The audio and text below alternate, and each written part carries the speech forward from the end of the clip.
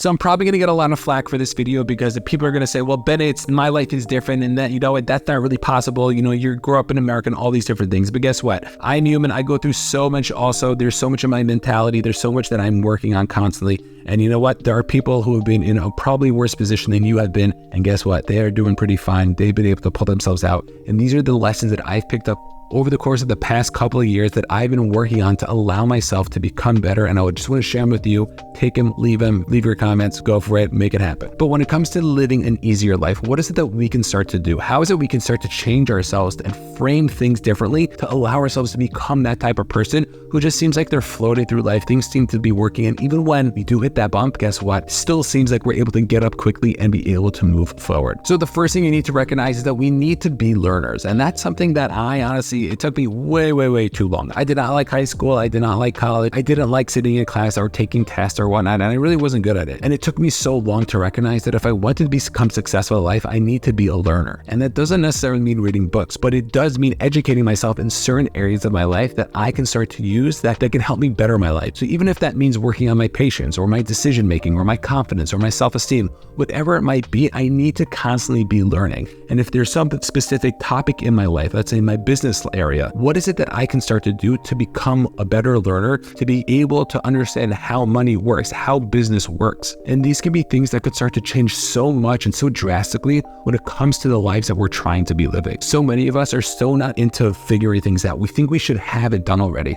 But I'm going to tell you, that's just your ego speaking. My ego said that I needed to become successful. I needed to become a millionaire by the age of 30, which didn't have, so don't worry. But recognizing that we can start to work on ourselves to be able to do these things can really help us become so much better within our own personal lives. And if we could have that bug underneath that saying, hey, don't forget to be learning, don't forget to be growing and becoming better, that could be something that could help us so much more as we're moving through life, and picking up those skills can really be a powerhouse in terms of what it is we need to get moving. The next thing we need to recognize is that we need to set proper expectations. And I think what happens so much is that we see, especially nowadays, people on social media, we see friends or maybe family or maybe famous people who have a specific life. And it seems like things are going so easy. It seems somebody athlete hit a walk-off grand slam in the World Series. And now all of a sudden, that person is so amazing. But guess what? We don't really understand the work that this person put in for years to live up to that one moment. And I think it's so cool that we have athletics because we can start to see the work that people put in every single day. So when you're scrolling on your phone, sitting on your couch or your bed, guess what? They're at the gym working out, or they're practicing their game, or whatever it might be. And if we can start to work on ourselves and recognize, hey, there are certain expectations that I can achieve, but I need to really put in the right work, that could be something that could shift so much, because so many of us are just so off with our expectations. So when things don't go the way we thought they're going to go, then we're just lost. We fall to the floor because guess what? It just happened. It's not my fault. It's the government's fault. It's the economy's fault. It's my 5th grade teacher, whoever it might be. You might be blaming somebody else, and the only person you can blame is yourself. It's one of the things I speak about when I speak about delegation, that at the end of the day, if you're delegating to people and they're not getting it, guess what? Maybe it's not them. Maybe it's you. And we as leaders have to step up and recognize that and just own it and look to get better and learn, set our proper expectations, and look to just get better every single day. The second way to have such a smooth life is really just to get curious. You've seen so many times people get so emotional and they're getting so drawn down and into like the garbage that everybody else is getting into because they just need to know. They need to get themselves into it.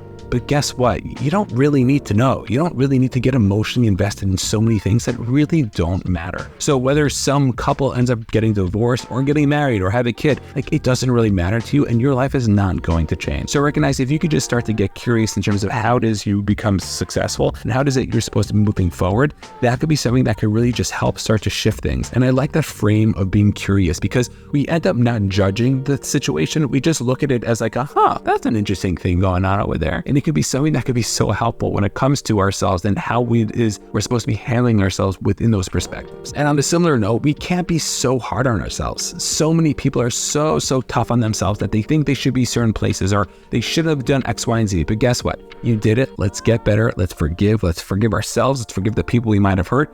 let's start to change and get better with these things. So many of us could be doing so much more, and all we have to do is to let that steam off of our shoulders to allow ourselves to move forward. If you're in your 30s, 40s, 50s, or 60s, and you still haven't made it, you haven't done the thing that you've been wanting to do for the last 40 years, stop it. Stop thinking about it. Start moving forward and taking advantage of what is you need to be doing in order to get moving, and stop thinking about everything that's been going wrong. The third thing we're going to talk about is the idea that nobody's ever figured it out. You see, life is a complicated thing, and so many of us are just trying to figure out what is we need to be doing. And it might look like some people have a specific goal, but if you go to underneath the whole thing of it, it really isn't anything special. Even if it's, I want to build $1 billion company, like, okay, so then what? You're going to die, and in 100 years, nobody's going to remember you anyway.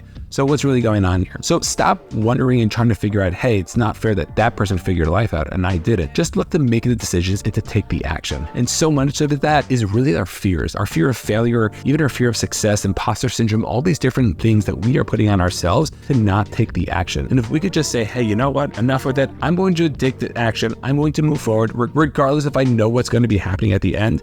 I'm just going to be able to move forward, because that indecision is the thief of opportunity, as Jim Rohn likes to say. And what we need to do is we need to be able to take ourselves back and put ourselves into the right perspective to be able to take the action that we want to be taking. So stop worrying for the stars to align and recognize, hey, you know what? It's time to just get going. What's the first thing I need to do? And if you're not sure what that is, if I had to ask you, what is the first thing you need to do? No, literally, like, what would you have to write on a piece of paper if you had to hand it to me through this video screen, right? What would you tell me on that piece of paper? The first thing you need to do is, that's your answer. Whether it's speak to somebody, watch a YouTube video, whether it's reach out to a friend, start a business, whatever it might be, start to take that action and move forward, because that's the thing that is necessary for you right now in this step. And then the next step is the next step, and move and move and move and move until you're going to be able to take those actions. The fourth thing is something actually really passionate to me, and I actually wrote a book about it. Make sure to buy that on Amazon.